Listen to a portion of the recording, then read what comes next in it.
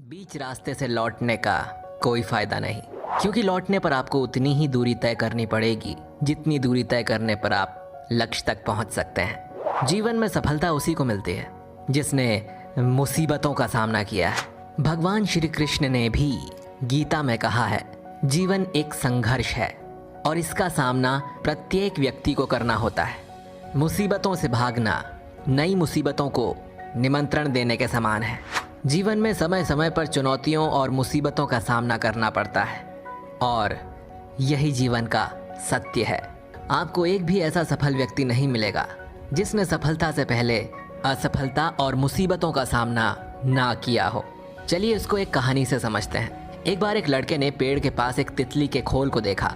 उसने देखा कि तितली खोल से बाहर निकलने के लिए बार बार संघर्ष कर रही है और उस लड़के को तितली पर दया आ गई और उसने तितली की मदद करने की कोशिश की।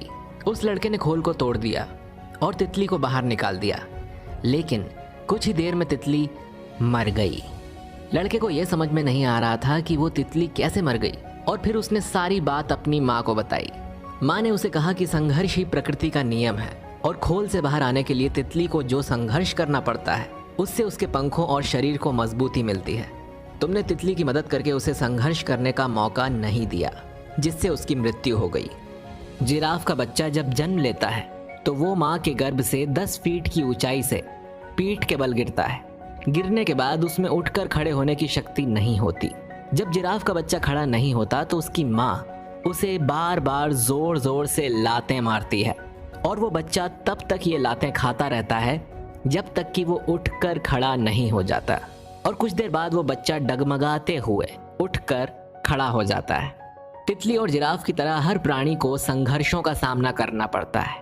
प्रकृति का यही नियम है और जो व्यक्ति इस नियम को समझ जाता है वो सफल हो जाता है।